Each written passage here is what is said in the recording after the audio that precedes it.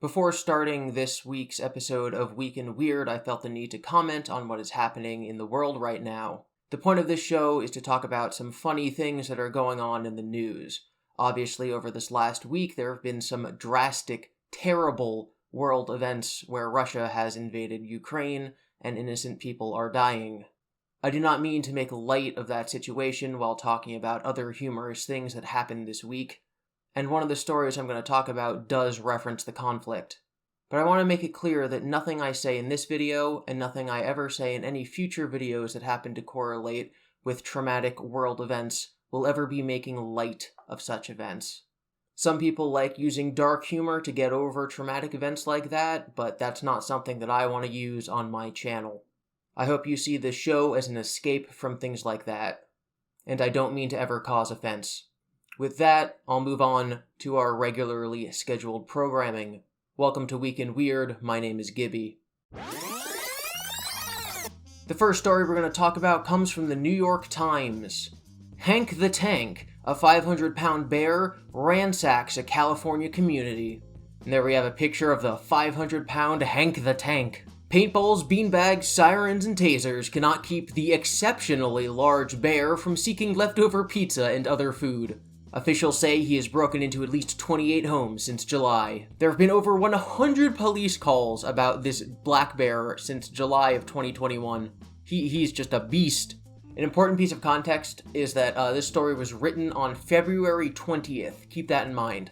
Since the summer, a black bear known as Hank the Tank has made a 500-pound nuisance of himself in South Lake Tahoe, California. So far, nobody has been able to deter Hank. The police have tried to haze the bear with paintballs, beanbags, sirens, and tasers, but he is too drawn to humans and their food to stay away for long. It's easier to find leftover pizza than to go in the forest. Unfortunately, the authorities are now trying to capture Hank and euthanize him. The spokesperson for the Fish and Wildlife Department said that the bear has lost all fear of people. It is a potentially dangerous situation. Hank's penchant for breaking into homes did not slow in the winter, leading the state wildlife authorities to believe he never went into hibernation. Some bears do not hibernate if they have year-round access to food. This is my favorite part. The residents are quick to point out that Hank is gentle and sweet.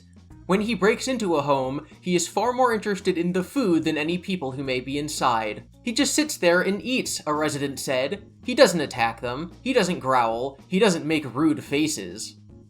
Carolyn Myers, who lives in Tahoe Keys, said that while she has taken new measures to protect her house from that big bad bear, such as locking her sliding glass doors, the thought of Hank does not keep her up at night. Though homeowners have reported that Hank has caused extensive property damage, he has not harmed any humans, the authorities say. The resident then asks, why should this big dummy die? So the people that the bear is terrorizing obviously do not want him euthanized. The bear is in fact friend-shaped. Now are you ready for the twist? Because as I said, that article was written on February 20th. This one comes to you from February 25th. DNA evidence reveals Hank the Tank isn't one bear, but several. At least 3 black bears are behind a string of brazen break-ins in the Lake Tahoe area. Is it possible that we have 3 friend bears? The dramatic way that this writer talks about the previous article is just beautiful. In the version of the story we thought we understood, Hank the Tank was a hungry trespasser, unbothered by human concerns like doors and manners. That is still mostly correct. But in an unexpected twist, since the black bear story attracted international media attention this week, the California Department of Fish and Wildlife said on Thursday that the bear had not acted alone. According to the agency, DNA evidence collected over the past several months showed that at least 3 bears were involved in the break-ins that had been reported in the Lake Tahoe area. As it turns out, humans are not great at telling bears apart. In good news for Hank, the authorities said he would most likely not be euthanized. Thus far, those who have encountered any bears said that they had been perfectly fine house guests, aside from the food theft and the occasional trail of destruction left behind. So there you have it. Hank is not one friend, he is 3 friends. I don't know why I love this story so much. We had the pickle escapades over the last 2 weeks, and now we're on to black bears. Alright, our next story involves a daring heist. So there's a Netflix series called The Crown, and thieves stole $200,000 worth of antique props during the production of their 5th season. 3 vehicles were broken into and ransacked. Over 350 items were stolen in the heist overall. The stolen items included hundreds of antique props, such as a replica Fabergé egg, the clock face of a grandfather clock, a dressing table, crystal glassware, and silver and gold candelabras. Now, the reason I bring up this story isn't because it's amazing in its own right. Obviously, stealing that much money from trucks for a TV show is mildly interesting. But what else is interesting is how this correlates to another similar story that happened this week. Pokemon card thief steals $250,000 worth of merch in daring heist. The robbery of a Minnesota game store saw the thief get away with $250,000 worth of merchandise. That's right, breaking into one small store in Minnesota netted this person more value in Pokemon cards than stealing 3 trucks worth of actual props made of gold and silver from a TV production. And of course there is video. This is from their security camera. The guy crawls in. I'll actually show you how he got in a minute. And he comes out. You can see what looks like a Game Boy Micro, Super Nintendo controller, N64 controller, a bunch of unopened packs of cards, unopened boxes. This is like a lot of stuff.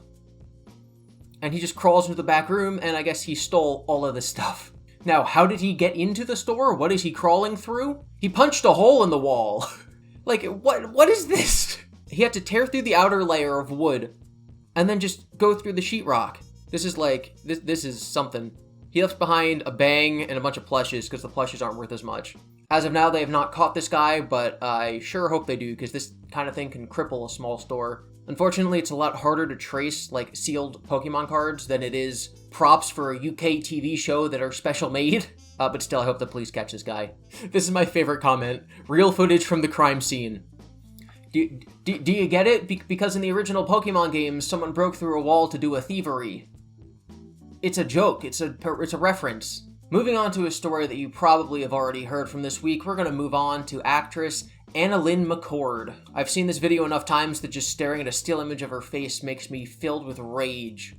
In case you don't know, Russia is currently invading Ukraine.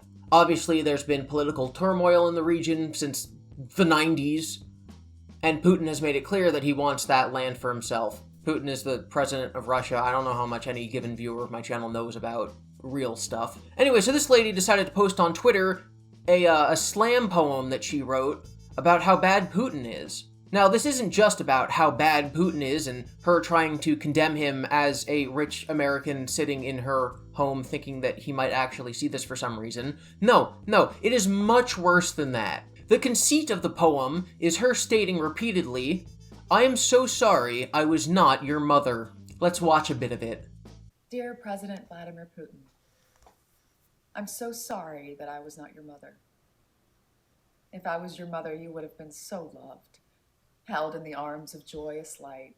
Never would the stories plight the world unfurled before our eyes, a pure demise of nations sitting peaceful under a night sky. If I was your mother, the world would have been warm.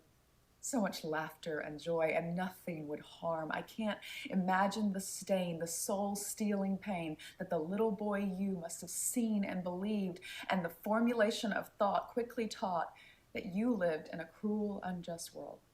Is this why you do not hide nor away shy from taking back the world? Was it because so early in life, all that strife racked your little body with fear?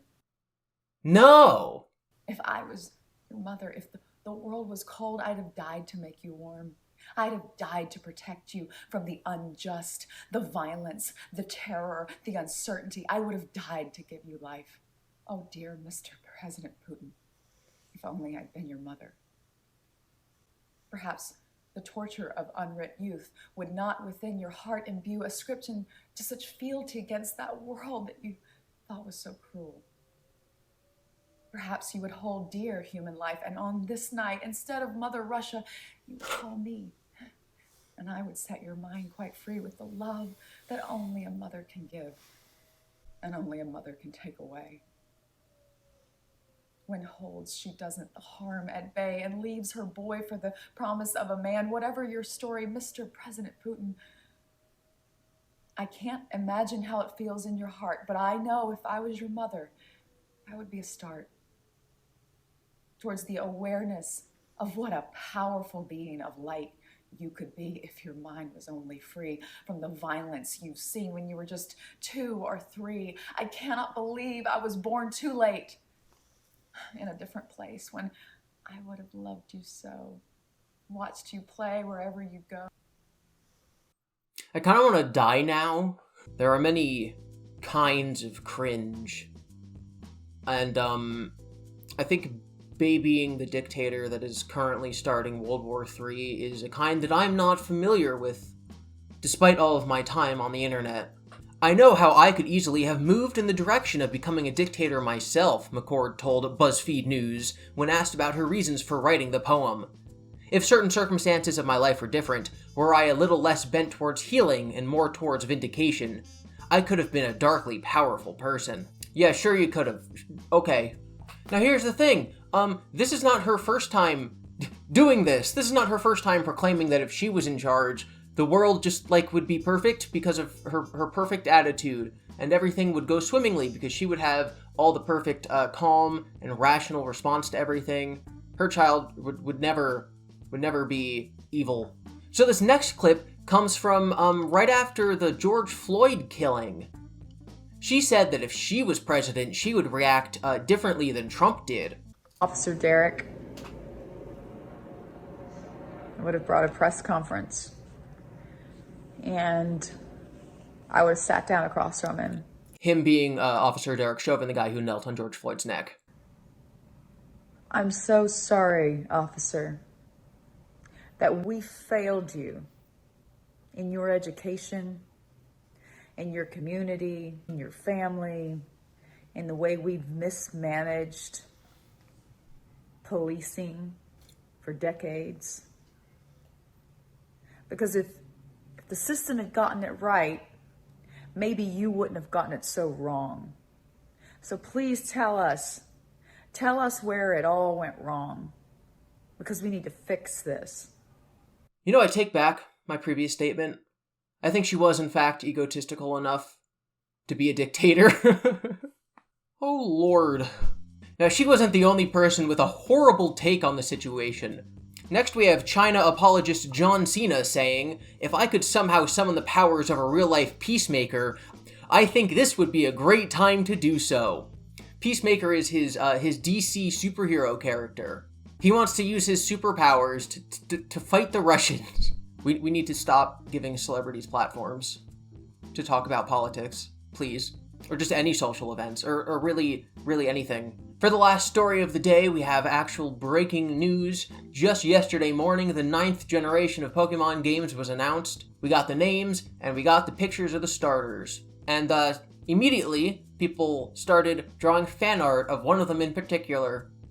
And Wεεd was trending on Twitter. So I'm going to scroll through some of the best, some of the funny, some of the Wεεd LMAO. See, it's funny because he has red eyes, and that's what happens when you do a Wεεd. This cat is smoking a blunt. This cat is smoking a blunt, and that's funny. You see, this picture is actually quite humorous. As you might be able to tell, this cat is smoking a blunt. So in this image, you have Wεεd sitting there, and he's actually holding a blunt that he's smoking. In this picture, the cat is the blunt. Here we have a picture of Wεεd smoking a blunt. Here's an image of all 3 starters. You have the fire starter, the water starter, and then you have the grass starter, and he's smoking a blunt. Here you have Wεed, and he is he's offering you a blunt. Here's Wεed smoking a blunt. Here's a picture of a Wεed smoking a fat blunt.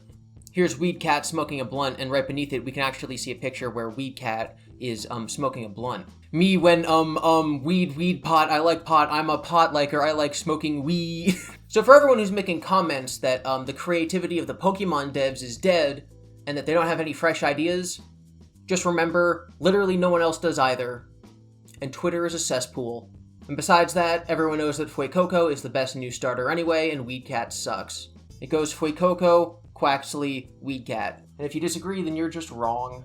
Thank you for watching. You can follow me on Twitter at GIBI_Devin, and please subscribe so that you can see the next week's episode of Week in Weird. Let me know what your favorite story was in the comment section. My favorite story was Hank the Tank. Hank the Tank and Fuecoco are just like my jam.